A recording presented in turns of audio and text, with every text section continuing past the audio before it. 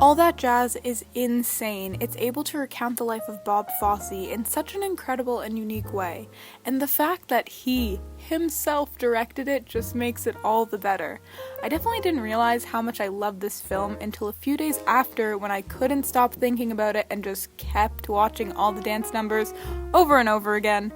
This film is honestly amazing, and I've come to the decision that anything Bob Fosse touched was gold. That man was truly a genius, and today we're going to talk about why that is and how he was able to create a film about himself in such a unique and artistic way.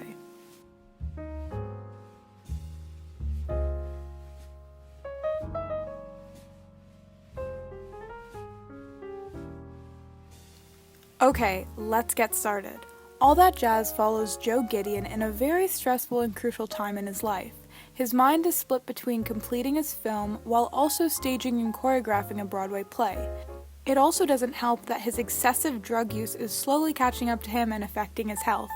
Balancing all these things leads him to question and look back on his life to see how it all came to be. Now, as I said before, this film is based on Bob Fosse.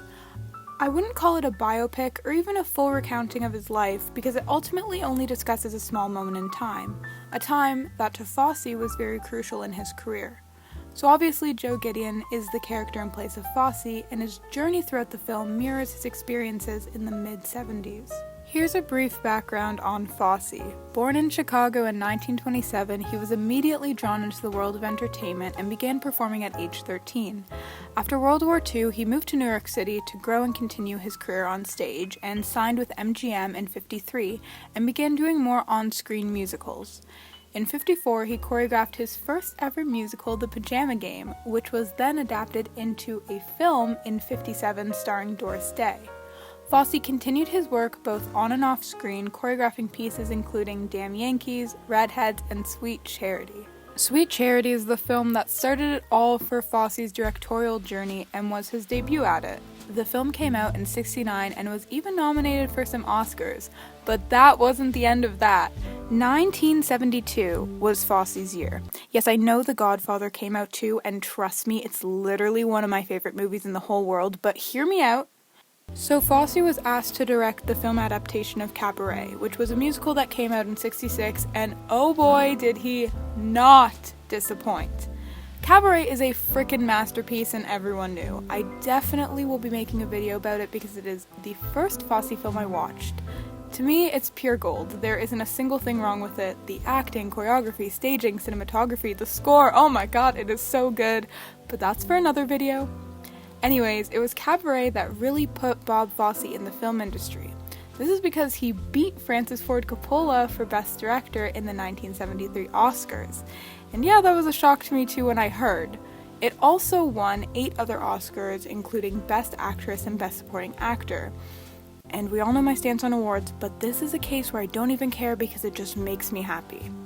But here's where it gets good. In that same year, Fosse not only won an Oscar, but he also won an Emmy and a Tony. Like, what? This man is literally a mastermind, oh my god. Finally, we're getting into the chunk of Fosse's life that All That Jazz is based on, which is the years of 1974 and '75. Basically, in those years, Fosse was scrambling to finish the editing for his new film Lenny, while also directing and choreographing Chicago for Broadway. This was the inspiration for the film, as it clearly took a toll on Fosse both mentally and physically. He used that to create a film based on his experiences in a very artistic way. I think that Fosse is overall a great director. I've yet to see a film of his that I didn't like, and I was thinking about why that could be. How a theater director can suddenly excel in the film industry. It wasn't until I watched a few of his films that I could understand why that is. So here's my kind of probably already thought of take. Okay, so since he was already a choreographer and staging not only musicals but individual numbers as well, he had the concept of spacing and depth, right? I actually did dance when I was younger and loved to choreograph pieces, so I do have some concept of what goes into staging and spacing a piece. It takes time, effort, and the spacing is key to help convey the message you want the piece to create. So how is this any different from framing or spacing out a shot? Fosse had had years of doing this, so he got an idea of what worked. This then was brought into his directorial life and helped make films that conveyed themes through just the shots alone. I also think that he is a very unique person in general. His choreography for the time was so unique and played with so many ways that the body could move. This is why some people see his work as unsettling or eerie, but personally I think it's great. He combined so many elements to create something totally new and innovative.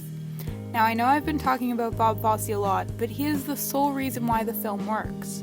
Usually biopics are made by people who have only read about the person they're making the film about. Whereas with All That Jazz, we are experiencing a point of Fosse's life through his eyes.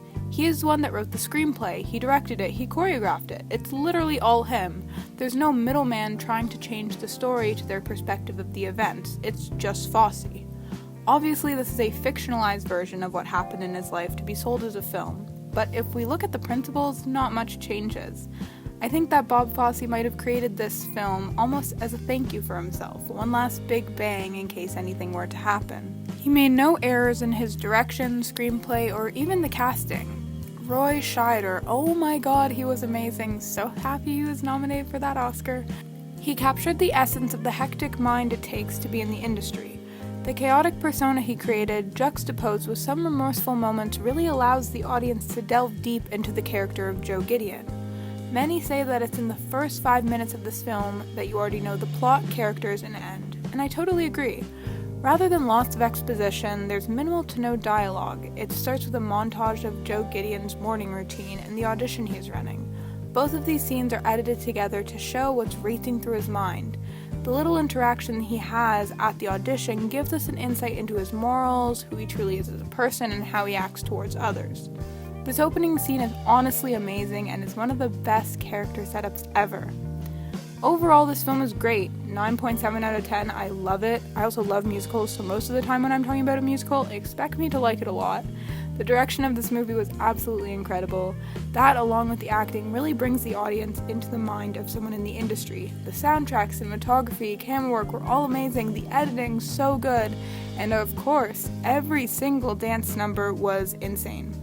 Bob Fosse was truly a talented man and didn't just create films and theater, but works of art. Thank you so much for watching. I really hope you enjoyed, and let me know what I should review next. Bye!